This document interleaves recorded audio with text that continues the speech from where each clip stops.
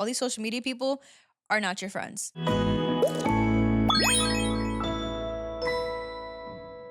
Hello, hello, and welcome back to this week's episode of Yip to My App. I'm Star Erica Star, and today we are talking about closeness in the digital era. And I feel like perception has become like a big thing in my life over the past 3 months because I feel like my last few solo episodes have been solely about different forms of perception. But I'm rolling with it. It's flowing, it's good, it's okay. And one, form of perception that's really bothered me recently is digital social media perception, I guess.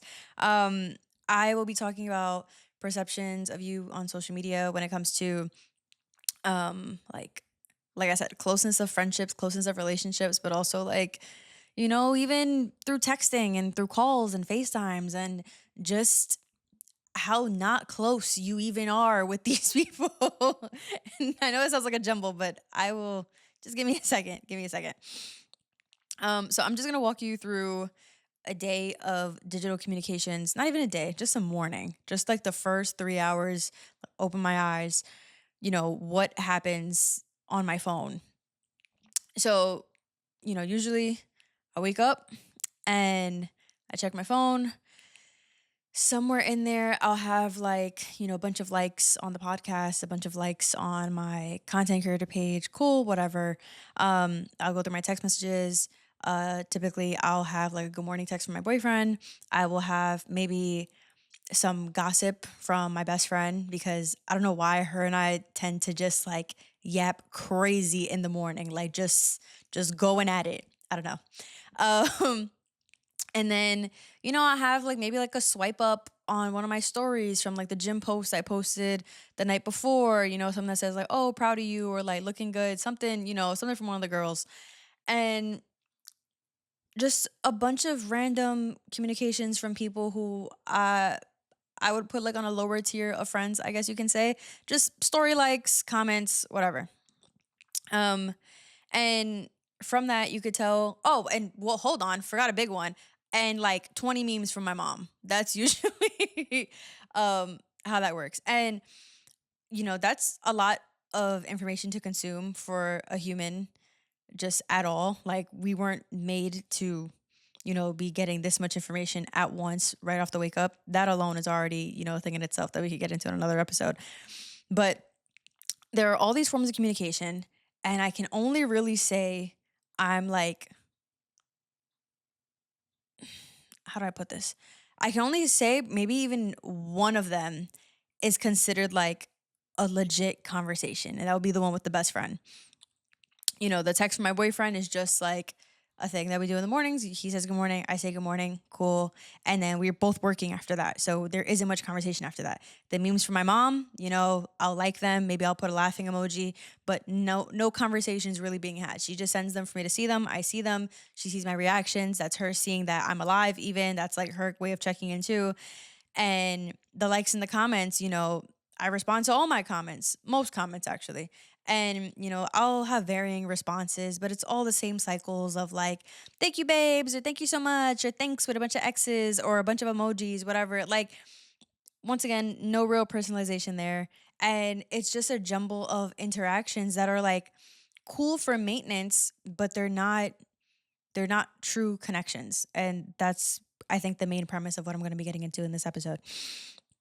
So, like, I feel like more often than not, I go through days where I feel like I've had so many interactions with different people, and I end the day feeling kind of empty and disconnected.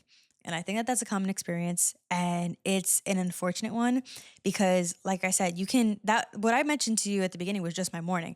Imagine a whole day of, I run my content creator page and then I run my podcast page.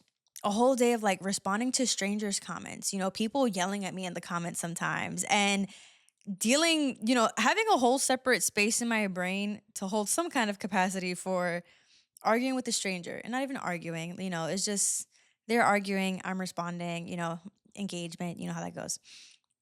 And then, responding to my friends' text messages, and some of them are asking about plans, some of them are, random small talk, some of them are people just I don't know. I have a lot of different relationships with a lot of different people, and I'm not gonna lie, there are some text messages that I just let linger because I'm like, are we getting anything out of this? Like, what is this conversation truly for?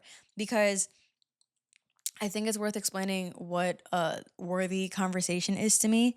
If we are speaking through text, we should only the main reason that we should be speaking through text is because we can't see each other in person for a long period of time. And that's usually because, you live far away or like we're both that busy that we can only communicate through text.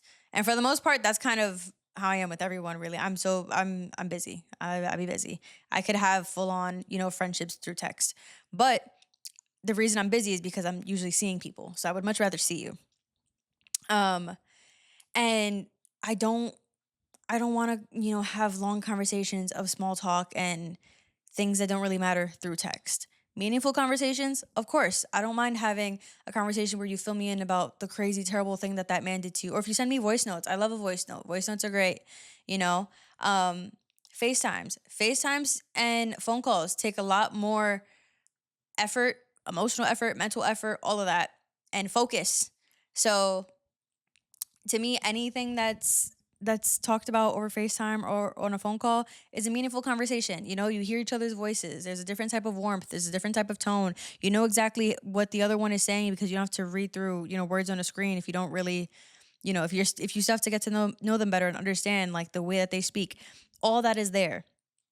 So on the phone, there are a whole bunch of different types of connections that you can have. And, then there are like the small things, like I mentioned before, like story likes, post likes, comments, reshares, just like regular social currency things. And it's one of those things where I feel like that those are things you do as just like supplemental, you know, supplemental additions to a friendship that just reaffirms the friendship. That to me is just like, okay, you and I are friends because we have a solid connection through our phone calls, through our text messages, through our FaceTime calls, through our hangouts in person, all that stuff. And you are just supporting me and being a loving human being and just doing a simple little double tap to show me that you care about me. Cool. I don't there's no issue with that. But if all we have are, just story likes, comments, post likes, reshares, whatever, then we're not friends. And that's okay. We could just be social media acquaintances or just, people who don't care enough about each other to make time for each other. So that clearly means we're not friends. Like to me, that's not a friend. You're someone I know. In passing, I might be like, I might include you in the generalness of my friends or whatever, sure, but like we're not friends, and you and I both know that, and that's okay. But I think that people don't like having these tough conversations where this is expressed, and as soon as these people are not treated like the friends who do call and do FaceTime and do text and all that, they start feeling away. Um, so yeah, that is the whole point of everything that I'm saying is that to be close to someone means to speak to them and speak to them in different forms of communication. Obviously, the main one would be in person. Nothing beats in person quality time, just hanging out together or just hanging out so much that you guys can do nothing together. Like, that's like to me the ultimate form of closeness. But not everyone has time for all that. I don't. I sure as hell don't. And the people I reach that with, that for the people who I have reached that with, it's only because you've been around for so long that you just so happen to be around during my most mundane moments, and then we're able to do that. But for the most part, if I haven't known you that long, I'm not gonna like, burden you with like, hey, you wanna just sit in silence in my apartment while we work? I'm not gonna do that to you. Let's get back into the social media side of things. Something I feel like is completely okay is using, memes and story likes and likes and all that as just acknowledgement that the other person exists and that you remember their existence and that you care about them. But like to like the smallest tiniest degree, like that it you liking my post does not mean that I think that you love me and care about me. It just means like you care about me enough to acknowledge me. That's it, right? Something I don't like is people using, I guess, memes and story likes. I feel like story likes has become such like a annoying feature to me. I feel like that's why I keep bringing them up. But people use those things as a means of so-called checking in. And I don't like that. I don't like that at all. I don't like that people think they know what is going on in your life because they saw your story or because they saw your post or because you responded on a comment or because you laughed at a meme. Yes, I sent you that laughing emoji to that meme while I was just bawling my eyes out over some bullshit that happened to me, yesterday. Just because I put a little laughing emoji does not mean Erica as well. All that my stories tell you, all that my message reactions tell you, all of my little interactions on social media, all that tells you is that I am alive. That I used my thumbs to, make that happen. It tells you nothing about what's going on in my life. So you did not check in and you know nothing if all you know about me is what you know from my Instagram story. I like when I hang out with people, I appreciate not having to retell a story because maybe I told it on social media and they saw it. Yeah, that's fine. But on the flip side, you cannot believe that you know me because you know that story because of course I left parts out. This is social media. I'm only telling you what I'm willing to tell. And don't get me wrong, I'm willing to tell a lot. But if you know me, you know that there's always way more to tell. And that is exactly what I mean about closeness. Because if you never cared to get close to me, you wouldn't know that I'm the type of person that even with all these details out in the open, there will always be like 3 or 4 that I kept close to my heart? So yeah, it's one of the most irritating things. I don't like people thinking that they know how I'm doing or anything because of what they see on social media. Because more often than not, everything I post on social media is planned. My stories, you know, maybe they're like 2 hours off from real time. And even then, like a lot of them are old photos or older videos. But it's just like you're not gonna know anything about me just off my Instagram. You know just as much about me as you know about Kylie Jenner. And that's nothing. If all you know is off my social media, you know just as much about me as you do any celebrity who posts on the internet. And you know that means absolutely nothing. So if you just if you know who I am on the internet, that is who you know. You know internet Erica. You don't know how my day went. You don't know how my mental is. You don't know how stressed I am. You don't know how happy I am. You don't know how angry I am. You don't know anything. And I just I don't like that people have this feeling of closeness when you don't know anything. And I hate repeating myself, but it's like you don't know anything. Like stop assuming things about my life. If you want to know anything about me and you want to check in on me, ask. People stopped asking questions. When you are close with people, you ask questions. And I know this isn't my first time saying this on the podcast, but I feel like there is this growing discomfort with asking questions to your friends that I don't understand. I don't know why people stop asking questions. And I realized this when I would talk to my boyfriend and I would, everyone talks to their significant others about issues in their friendships and stuff like that.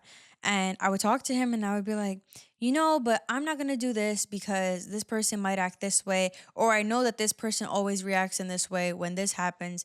So I'm either not going to do that or I'm going to like work around it or all this stuff. And my boyfriend would ask me like, just ask them. And for a hot minute, I was like, no, I'm not going to ask them a question. I'm not going to ask them why they react this way. I'm not going to ask them why this bothers them or if it bothers them or any of that. And I was like, ooh, like I took a step back and I was like, that's fucked up on my end. However, something I learned is that the reason that I am not asking questions is because I don't care enough to keep that friendship or I don't care enough to understand them. And that is okay. But it also taught me you don't have to hold those people as close to you as you do. Because for the people that you actually care about, you don't mind asking random ass questions about their life for no other reason than you being, a friend and just wanting to know stuff about their life. Like, what friend doesn't want to know about their friend's life? Like, it is not crazy for me to ask someone I consider a friend, what exactly do you even do for work? Like, I know your title, but what do you do? That's not a crazy question. And for whatever reason, when when I was unclear on those things with, and that's like a random example, but when I was unclear about things about people's lives who, for whatever reason, I considered close, I never asked. And the truth was because I didn't care. And I was like, wow, isn't that interesting? Like, especially when it comes to like people who you walk on like eggshells around, like people who you walk around eggshells around, that whole issue can be solved by asking questions. You can ask like, why are you like this? And if you find out that the reason that the people are the way they are for like bad reasons or for reasons that you can't accept, then you could just walk out their life. But if you don't even care enough to know, oh, and you could also stay in their life. That's another option. But like if you don't care enough to know, then see your way out. And that was so freeing for me. And to bring it back into like the digital media space, if you don't even have the right to ask questions because you feel like, well, I'm not even that close enough to this person, then they're not your friend.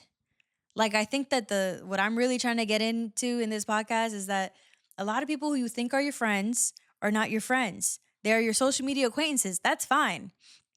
But a follow does not equal friends. It just means I know of you, and for whatever reason, I want to keep up with you.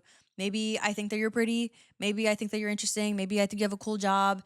Maybe you have something kind of strange about you that has me intrigued. I don't know. Maybe I don't know. That is the only reason I'm following you, but it does not mean we are friends. And that's okay. You can follow me for a million and one reasons. I'm not friends with all the people who follow me. And that's okay. I would just hope that bare minimum, they enjoy me, you know? Um, but yeah, people who you are close to are people who you can ask questions. And I never realized how important it is to be able to do that with your friends. Because if you feel like you can't ask someone a question, it's because, one, you don't care, or because you're intimidated, or because you feel like they, might feel disrespected, or because they may take it the wrong way. Like, there's just a million and one reasons that you may not want to ask a question. But all of those things lead to that person not being your friend. And obviously there are outliers, like a teacher. You should be able to ask a teacher any questions having to do with whatever subject matter that they teach, stuff like that. Like, yeah, yeah, yeah, yeah. Like, come on, context, guys. But in a social setting, if you don't feel like you can ask a question, that is not someone who is close to you. And I feel like that's like such an easy way to weed out who your actual friends are, even like down to like making wedding guest lists. Like, am I comfortable enough to ask you about that scar on your face? No. Then maybe you shouldn't be here. Maybe we're not close. Because why would you think I'm trying to be offensive? Like, they're just so, I don't know. It's been a recent realization of mine, and I can like talk about all the different instances where it makes sense, and it makes perfect sense to me every time. I could be completely, not making sense to you, but it clicks to me. It really does. So yeah, if you feel like you can't ask questions, not your friend. Not your friend. Question for you. When you think of your closest friends, how much of your connection lives in actual conversations versus passive interaction? Now, if you are in, a sane state of mind, you would say that most of it is in actual conversations because you spend so much of your life, exchanging passive interactions with people who aren't your friends. When you go to school, you see these people damn near every day. And I'm sure that there are, a hefty number of people who walk into that building and leave that building every day who you wouldn't consider your friend. And that's okay. True friendships are developed through healthy, conversational exchanges and emotional connections. And that is just that just is what it is. So if you are not having full conversations with people, if you can't ask questions, if you're not updating these people about your life, and not even update, but if you're not willing to give information about yourself to another person, that is not your friend. If you wonder what the other person is going to do with the information you tell them, that is not your friend. And, when you think about the kinds of guards you have up on social media, then maybe it'll make more sense. Like, that all of social media is not your friend. So the things that you post are the things that you are completely okay, if you're smart, with anyone knowing. And I think that also might be where lines get blurry with social media and friendships and closeness, because some people might post too much on social media, like way too much, like a disgusting amount of their life, like really close, intimate parts of their life. And they don't have it, their judgment just isn't, it's not together. It's not good. They don't have good judgment. And they might assume that because they shared stuff about themselves, that everyone who sees it and interacts with it will respect it as a friend would. And that's where they're wrong. Social media is a scary place. Social media is the equivalent of just going into the street and yelling at the top of your lungs whatever it is that you just posted. So imagine you have a baby, the baby's ugly, and you go into the middle of the street and you're like, guys, I just had a baby. Look at this alien looking baby. That's what you're doing on social media when you post your ugly baby on the internet. So be careful with what you post. Because people will be mean and people will say things. And like the real world, there will be people with opinions and people bold enough to say them. And if these people are not your friends, don't do it. If you wouldn't share your ugly baby with the crazy world, do not post it on social media. And don't get me wrong, there are definitely plus sides to having friends on social media, or people, or just, social media acquaintances, or whatever you want to call them, because that's just the heart of networking. Like, social networking, that's literally why this was all built. That was what the beginning of Facebook was for.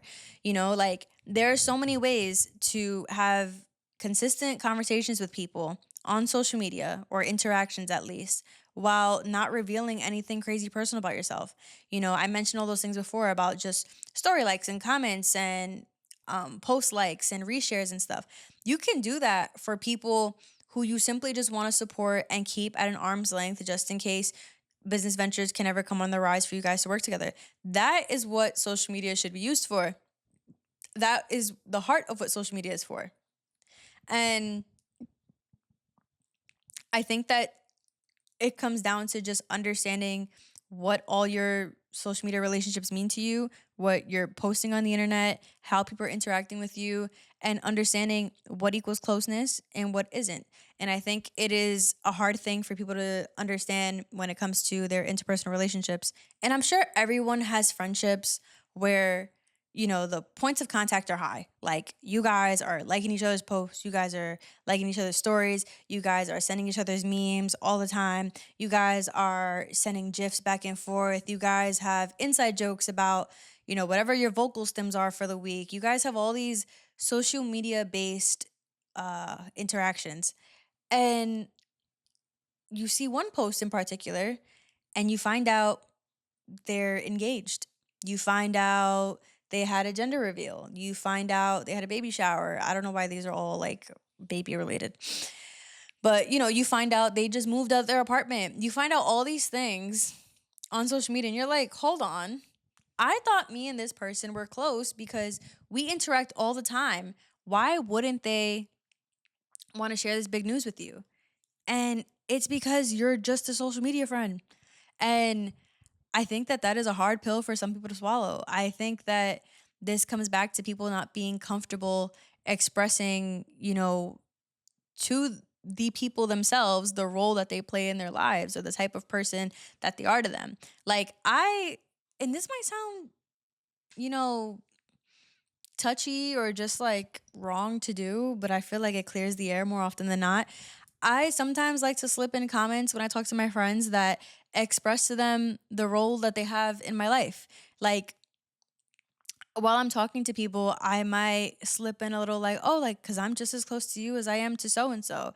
And so would be someone whose role in my life they also understand. Like they'll know, like, oh, she's not that close to this person. And I'm in the same tier as them. And I'm okay if they move different after that. I'm so okay if they move different after that. Um, but it's never to be offensive. It's literally just to have them understand where what roles they play in my life or like what tier of friend they fit in. And like I hate putting it in like this hierarchical, kind of structure, but I feel like that's kind of what it is. And it works on the flip side too. It's like I feel like the safer version of this is like when you get really close to someone and you send them a meme that uses the word best friend in it and you hope that they agree because you feel like you sound silly if you're like, "Oh my god, am I your best friend?" because you want to call them your best friend.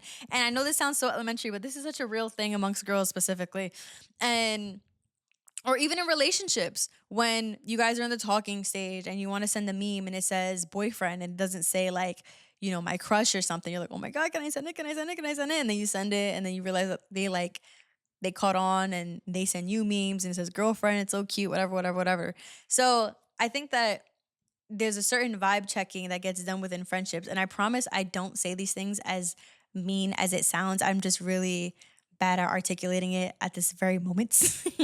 But I think, it's really important to find ways to let your friends know how important they are to you. Like even something as far as like saying, oh, like, I don't know, like whenever I get married or whenever I have, insert important day, I think I'm gonna want to make it something like really intimate and only invite and then name family members, name friends really close to you. And like, just kind of give the idea that like you won't be there, but like you can come to, whatever else you can come to whatever other supporting event. I don't fucking know. But I don't know. It's important to do, and maybe I'm not explaining it the best, but you gotta set your boundaries. And setting boundaries isn't always pretty. Setting boundaries doesn't mean that like you can be so good at setting boundaries that you hurt nobody's feelings. Feelings will always get hurt when you set boundaries. That's just what it is. I don't know why. I mean, I do know why, because boundaries are something that you set that just represent your view of the world, your view of your friends, and your view of your social situations. Like, no one can fight you on your boundaries because you set them up. Like, your boundaries are a reflection of your little world that you built, and or like your bubble, I guess I can say. And if people don't want to respect them, then they can leave. And boundaries get so touchy because your boundaries represent your world and how you maneuver your world. And if people don't want to move accordingly in your world, they can go. And some people really struggle with the fact that they are not worthy of someone else's perception of their own world and what they view as respect. And that's a tough pill to swallow, but it just is what it is. Like we're all humans and we all are complex and we all have our reasons and we all have all these things. And somehow we all manage to make it work and develop friend groups and develop, book clubs and sweet things and just common interests and third spaces. So it works obviously, but for the people who don't mesh well and are still trying to find their place in the world, they are going to have to deal with a bunch of different people who might not fit their world or whose world they may not fit. And that's always a really tough situation to maneuver, but that's what boundaries are. um and I think that that is a much better explanation of, or like, component or piece of how we deal with our social media spaces. I think that everyone has different boundaries and different um definitions of what equals closeness or what equals, consistent communication, because some people really do believe that you are close to them because you like their stories, you like their posts, you reshare their posts, and you comment and you send an occasional meme. Like for some people, that is the closest you could possibly get to them, and they're happy with that. To them, you are a valued human being. You know, you're someone that they love, and that's nice for them. You know, and for other people like myself, I need way more than that to consider you someone who's close to me. And those are two different people. We have billions. We have billions of different perspectives. We have billions of different interpretations of what closeness is and how social media should be used and what it means to follow someone. I know people who they say like, if I unfollow you, it's something serious. Like that's when I completely cut you out of my life. And I was like, okay, that that is something that is interesting and unique to you. And now I know that. And if ever you were to unfollow me, I understand that that is what it's come to. You know, like, and that that was something that was important for them. Some people, you know, because social media has become so intertwined with our lives. Some people, once they block you, it's done.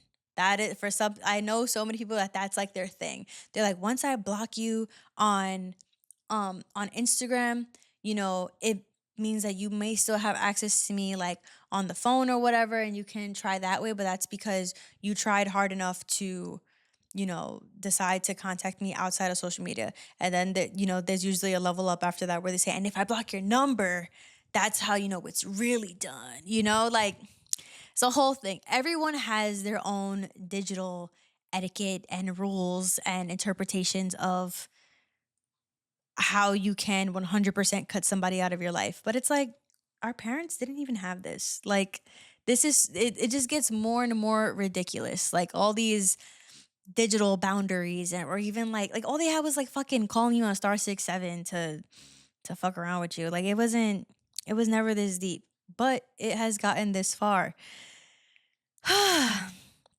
So, um, I have some questions here for myself that I wanted to get into on the pod that I found on a whole bunch of varying like forums and stuff.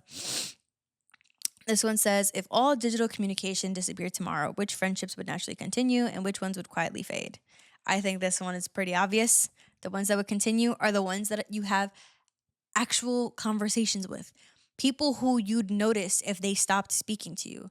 There are so many people who just like send me memes and we just chat here and there. But if they stopped speaking to me completely, I probably wouldn't notice because all of our communications are so few and far between. And then I have like a solid, I want to say like 6 people that if I don't hear from you in over a week, I'm like, something's up with them.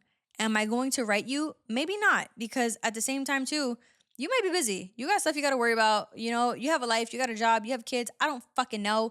But I will take note of it. And those are the people who will stay in my life because it's like we don't go long without speaking to one another. And I don't usually go long without knowing what's going on in your life or what's on your mind. So for me to not know that, yes, there will be a void.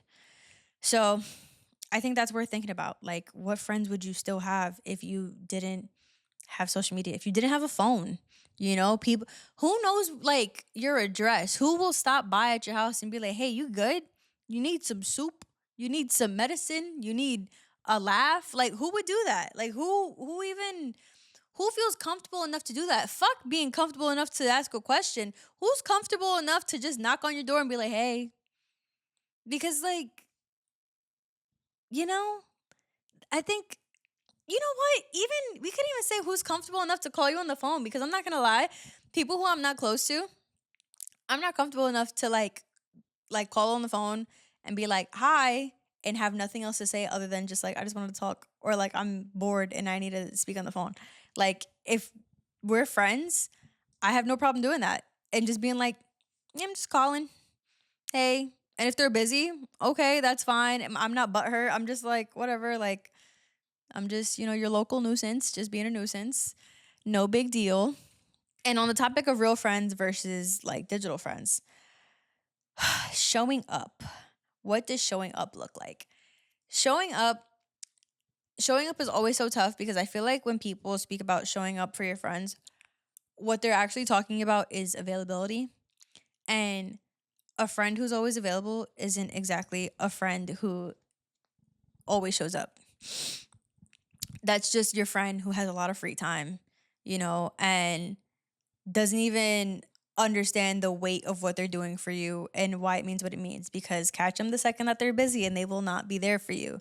So I think it's important to note the people who are there for you, because your problems are a side quest for them. Like, you might have a friend who has nothing going on. Maybe they have, maybe they're in between jobs, maybe they are single, and maybe they aren't super close to their family, right? Let's say those are the major three things of the major three nothings they have going on in their life. And you are their friend who has a million and one things going on. You're kind of always in a crisis. You're always stressed. You always need like a day off to hang out. You always need a night out. You always need a laugh. You always need to cry. And that person is always there. That person is always available, yes, but you need to like think about whether or not they're actually there, because they may just show up and it's because they can. It's because it's convenient. It's because they were bored and they were like, my friend gave me something to do, something to think about, something to, I don't know, talk about. I don't freaking know. And the second that that friend gets busy, you don't hear from them. And the first thing that they will say is, oh my God, like, you should understand. Like, I'm so busy. I have so much going on. I have this, that, and the third. And, I feel like that is a friend who's just a convenience friend, someone who's only around because it's convenient for them. And I think you have to figure out which ones are which. And you're going to find out in a really tough way, because for as long as they have time, they're always going to seem like a great friend. That's something you won't know until they get busy, or until they get a girlfriend, or until they get a boyfriend, or until they have something big going on in their life. Actually showing up for your friends requires a certain attention to detail. I think that that's a big part of showing up for your friends, is like understanding where their pain points are and doing your best to make their lives easier. And this could be something as simple as like, friend is going through a breakup. Yes, you can show up and be there while they're crying, but if you love them and you're close to them, you might bring their favorite snack, and you might, throw on their favorite movie, their favorite comfort movie. You might bring up conversations about things that are present in their personal life that might be showing itself in the current situation. You add more than just your presence. And I think that people tend to confuse someone's legit just presence, like they're them being there, for them truly being there, like for your heart. And I know that sounds sappy, but it's true. Like, friends who show up, it's more than literally just showing up. Yes, sometimes the part that matters is literally just the fact that you showed up. But if you want to label someone the friend who always shows up, or the friend who's like truly always there for you, it's because they care enough to care. And I know you've heard this phrase on here before if you've been here a while. Just be friends with people who care enough to care, and you'll be fine. So let's close these things out. The people who are not willing to do the things that I mentioned over like the past 10 minutes of this pod are not your friends. A lot of them are on social media. A lot of the people who you consider friends are not your friends. All these digital media, what am I saying? All these social media people are not your friends. Let's say you're an influencer and you make a whole bunch of influencer friends on a trip, not your friends. Like, people who know you, understand you, show up for you with more than their presence, and care enough about you to understand you and your quirks and why you do the things you do and why you think the way you think, and all the things that made you who you are, and all the terrible things that you've gone through that made you the great person that you are today. All the people who care enough to care about all those things are your friends. And then when you think about it, and you think about the number of people who actually do that, you realize the number is very little. And when you count, all the people who consistently like your posts, or watch your stories, or like your stories, or reshare your posts, or comment, or always, the oh my God, yes, bitch, yada, yada, yada's under your pictures. the number's gonna be huge. The number is gonna be so huge. And you have to not let that get to your head. Don't let yourself think those are your friends. Because they're not. They are not. And people who think that they know you because they know you on social media are wrong. They're so wrong. Don't let them make you believe that they understand you and blah, blah, blah, blah, because they know everything that you put online. Like me, I do that shit on extreme mode because I put so much on the internet that you can come to me knowing all the things that I post on the internet, and I'm still gonna be like, you don't know shit. You don't know anything. So it just depends how you live your life. I live my life on extreme mode to prove to me that you know me. It's gonna take a lot. It's gonna take a lot. And Erica Jeopardy would go crazy. It would go absolutely crazy. Something else I've also repeated on this podcast is that to love someone is to know someone. So the people who know you or the people who love you, those are your friends. Those are your family. Your chosen family. Friends turned family. Like, you know, all the iterations of it. The people who you know on social media, they're just people you know on social media. Those are not your friends. And I will say that over and over and over again. Like, I know I've been one to talk about friends and all that all the time, but I will never consider anybody who I just know off of social media and who I've never had a real conversation with, FaceTime, phone call, text exchange, in-person meet. Like, if I've never had any of that, like nothing, and we just like each other's posts, you're not my friend. And that's okay. That is okay. I think that like one of the big issues with all this talk is that people have not made peace with it, and that it is just a way of the world and a way of the earth and the way of the digital media and the way of people and the way of humans and all that good stuff. Like, be real with yourself. Just be a little real. Side note, every time I sit here and I do podcast in this seat, my nose itches like crazy. And I don't know if in some strange way it's the light that's doing it, but it's every single time. Like, as soon as I like get back to regular life and I stop recording, my nose will be fine. But it does this every single time. And I've really been trying to restrain myself this episode. Oh, but it is just going crazy. Okay. Hopefully something resonated with you on this episode. Hopefully you feel like, not that I taught you something, or maybe I made you realize something, maybe I brought something to light, maybe I helped you gain some kind of clarity.